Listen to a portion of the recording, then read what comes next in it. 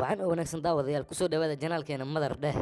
maanta muuqaalkan wuxuu ku saabsan yahay filim lagu magacaabo The Rank taasi oo micnaheedu yahay tartanka daawo oo iska taxadar muuqaalku wuxuu ku bilaabanayaa iskool ay hablaha oo kaliya dhigtaan oo ku yaalo Thailand waxa uu khas ku yahay iskoolkan ayaa ah inuu quruxda qiimeeyo ka badan aqoonta muuqaalkayga waxaan arkaynaa maamulaha iskoolka oo ku dhawaaqayo in tartanka quruxda uu dhow yahay waxayna sheegtay in tobanka ugu horeeyo la abaal siin doono muuqaalka waxaan arkaynaa arday cusub oo lagu magacaabo Nano iridii iskoolka ayadoo taagan ayaa caleen yar oo geed ka soo dhacday wajiga ka jirtay maadaama wajigeeda uu jeexan yahay way ku adag tahay inay tartanka gasho muuqaalka waxaan arkaynaa ardayd oo lagu magacaabo Yang waxayna ku jirtaa kaalinta tobanaad dhanka iyo quruxda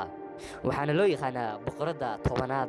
inantii cusbeed ee Nano lagu magacaabo ayaa galaaska soo gashay macallimadan waxay ku amartay inay ag fadhiisato Yang si ay ula qabsato waxbarashada Yang ayaa maseertay kadib markay istiri Nano waa ay ka qurux badan tahay laakiin waxay farxday markay aragtay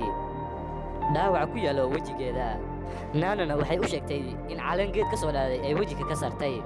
fasalka marka uu dhamaaday Yang waxay Nano keentay dhismaha loo ogol yahay dadka kaalinta tobanaad ku jiro dhismahaas oo ah dhismo khaas la ah tobanka qof ee ugu quruxda badan iskoolka ayagoo la ogol yahay in qof walbaba uu hal qof soo wato arday kastaba waxa uu leeyahay kaalin waana mid mar walba isbedelayso Nanona waxay la yaabtay quruxda dhismaha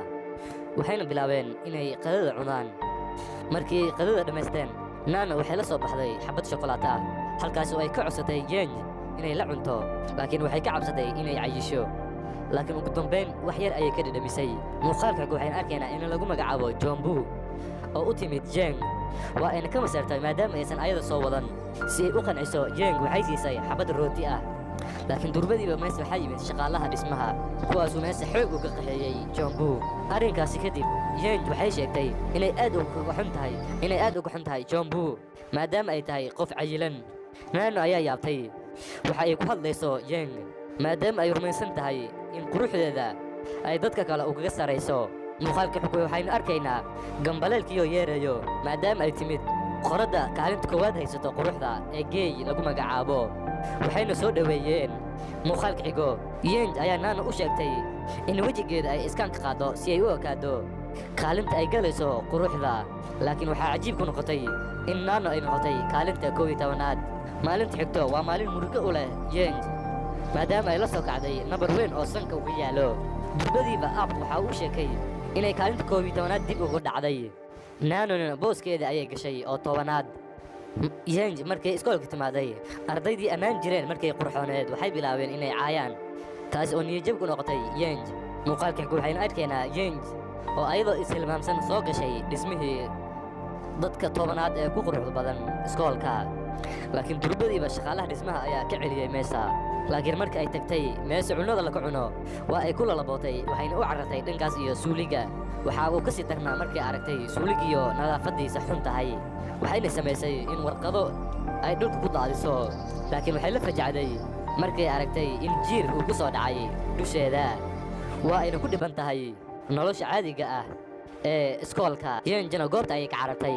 subaxii xigay marka ay soo kacdo waxay aragtay in 3 nabar oo kale ay wajigeeda ka soo baxeen taasi oo keentay in kaalinta 21aad ay dib ugu dhacdo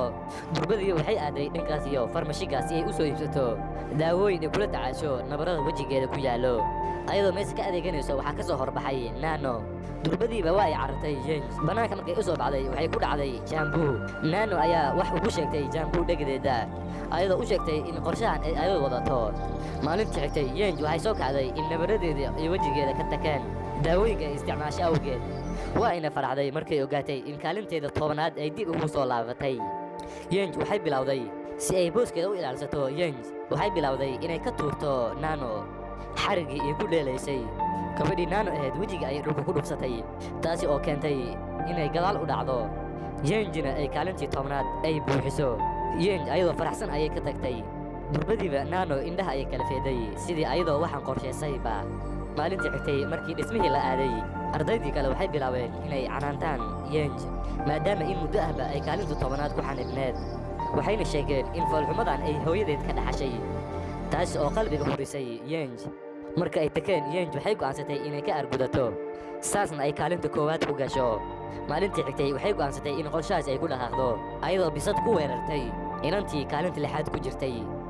cabaar kadib waxay bilowday inay quraanyo u geliso dharkii ay xirnaayeen 2 inamood oo kale saasna waxay ku takhallustay 3 inamood halka hablaha ku jiro kaalinta saddexaad iyo afaraad ay daawo ugu dartay biyahooda taas oo gar ka soo bixinayso haddana qofka keliya ee u soo haray waa geed oo kaalinta koowaad ku jirto iyadana waxay wejiga u marisay rinji xagaar ah maadaama tartanka uu si degdeg ah isu bedbedelayo aabkii ayaa halaabay taasi oo keentay inuu isxiro muuqaalka xogay waxaynu arkaynaa maalintii tartanka quruxda oo la gaaray halkaas oo ku dhawaaqayo qofka ugu qurux badan iskoolka waxaana cajiib ku noqday Yeng inaysan ayada noqon qofka kaalinta koowaad galay ayadoo rumaysan weysay arrintaasi waxaana soo baxday in qofka guulaystay uu yahay Jambu oo ah inantii ay ku jeesjeesi jirtay taasi oo keentay in ardaydii oo dhan ay ka maseeraan Jambu Nano ayadoo faraxsan ayaa waxay Yeng u sheegtay in qorshahan ay ayada ka dambeysay muuqaalkana meeshaas ayuu ku egyahay daawade